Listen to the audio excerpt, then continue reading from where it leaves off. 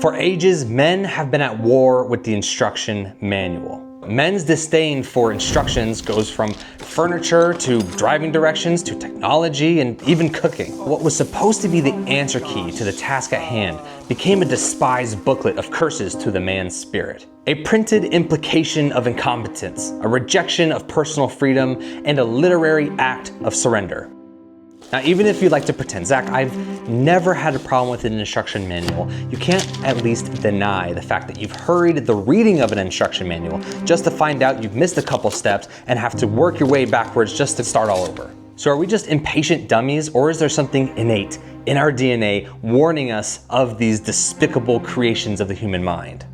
Well, the answer may surprise you. But first, I need a nice by-the-fire chair for my backyard, so I'm going to attempt to build a chair from scratch with junk wood without any instruction.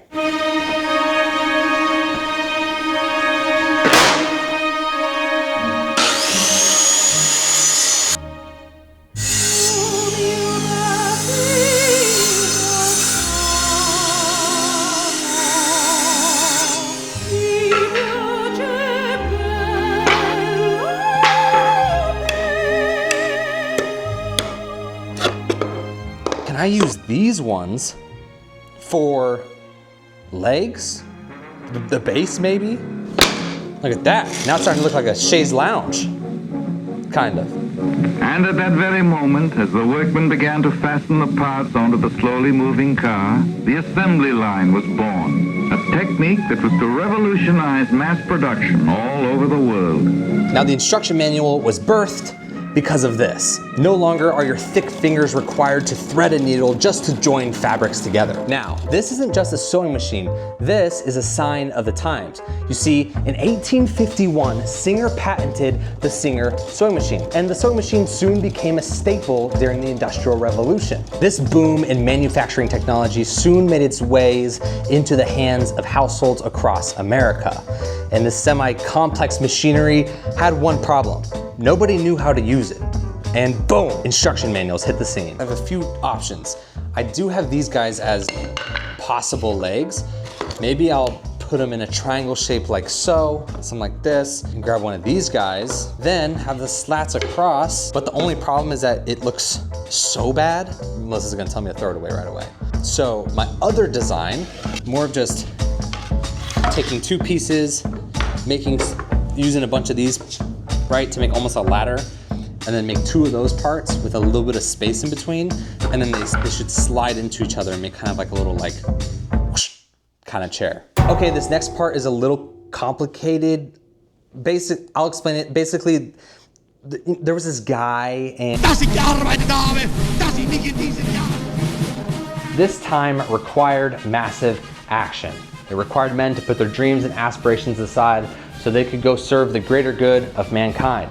This also sent women to the factories to make up for the labor shortage of the men not being home, which ended up fueling the industrialization even further. The tumultuous terrain overseas required heavy-duty vehicles to be produced in these factories. Born out of necessity, the Willys MB was created by a small company called Jeep. Along with it came its highly detailed instruction manual that would tell you exactly how to fix it in case of emergency. Now, this military-grade vehicle was then modified and mass-produced for the public for a consumer-level version called the Willys CJ, along with its very comprehensive manual. You see, these instruction manuals weren't the neutered ones we have today, gently guiding you as you put together a prefabricated desk. No. These instruction manuals assumed competence. These instructions were not guiding the user on how to put the keys in the ignition or recline their chair back. These instructions assumed you've worked on vehicles and that you're buying something that you know how to maintain. Today is Victory in Europe Day. All right, now I'm gonna call upon these wood slats from an old bed frame that I knew would come in handy.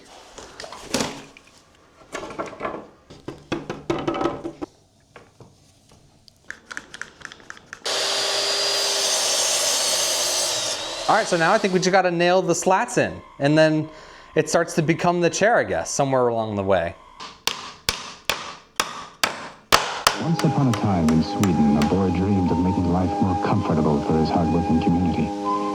He envisioned a store filled with furnishings of good design, all impossibly low-priced. Ikea was founded in 1943 in Sweden and soon became the home of flat-pack furniture to bring cheap and affordable furniture to everybody across the world. Riding the wave of industrialization, Ikea realized they could mix the worlds of mass production and the craze of instruction manuals to create an empire of heartless furniture that is lacking in craftsmanship. Double down and make the manuals for the lowest common denominator, and voila, the booklet of implied incompetence is born. But this became a race to the bottom of sorts. Companies began to ask themselves, how can we make this idiot-proof? If the fix was too difficult, off to an authorized dealer. While some complain that mega corporations have taken away the right to repair, the truth is they're just making it easier for our smooth brains. We sat back as companies made it easier and easier to be incompetent. So much so that a lot of consumer-friendly assembly products have an expert installation upgrade, where another less smooth brain individual comes in, matches lettered stickers together to make a profit off of you. Okay, it's gonna fit in like this. This one's gonna slide into this one, and with leverage, they're gonna sit on each other. But this is quite the throne, may I say.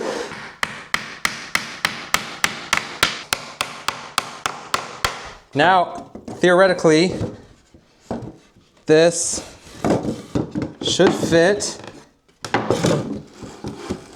Oh my gosh. What did I do? It's perfect. You think so? Sit on it. All right, we learned something about nails today. This is a weapon. This is just a weapon at this point. Do you want to go right now? All right. Nice. Let's try this one. One of the things about doing a project like this without any instructions and, dare I say, any skill, is that I'm forced to solve problems. And I think instruction manuals have created an environment in which you then believe that other people need to create a plan for your own problems, that other people are responsible for finding a solution. The problem with that is that your entitlement then turns into incompetence. And the very tool you have to solve all your problems, be it your phone, just turns into a tool you use to type away, point fingers, and complain. And so I think some of the instruction manual culture we see today has developed into a world where people go, I would do that, but I don't know how. Ooh, that sounds like a good idea. Can you teach me? Oh, that sounds awesome. Who's got a plan for that? Instead of just sitting there and figuring out, oh, I've identified a problem. Maybe I am capable of finding my own solution even without an instruction manual. As the saying goes, you can lead a horse to water, but you can't show them how to drink. And I think instruction manuals have taken away some men's ability to drink, to solve a problem even without a presented solution. Okay, I was able to slide this a little bit further back, but the leverage has a bit of a rock to it, and it's like the worst rocking chair you've ever seen. And if I chop some legs off back here, I'll be leaning way far back, I think. So I'm trying to figure out what is the solution.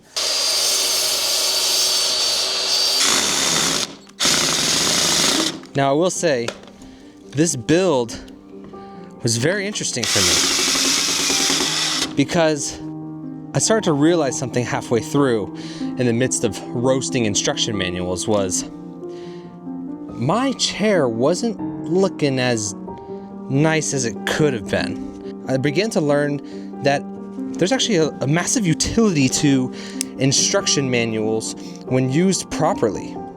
Instruction manuals begin to serve a greater purpose. They begin to guide, I guess. You see, left to my own devices, I can make something that maybe just barely works, but it comes at the cost of a messy, disordered product. I then go on to pay for this messiness and disorder through discomfort. Maybe the chair isn't the most comfortable thing I've ever sat on.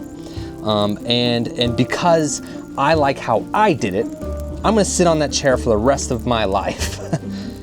Therefore causing me pain and discomfort every time I go to sit on that chair. But what I really needed wasn't a smooth brain cartoon telling me how to use pallet wood to put something together. What I really needed was guidance from a true craftsman. I needed guidance from something that was bigger and greater than me.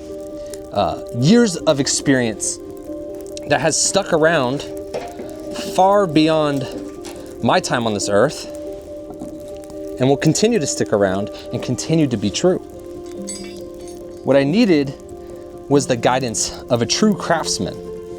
And similar to the instruction manuals of the original Jeeps, it makes me wonder, what else is there in this world that provides an amazing instruction manual that is as old as time, but implies competence? It'll stick with you forever if you stick with it forever.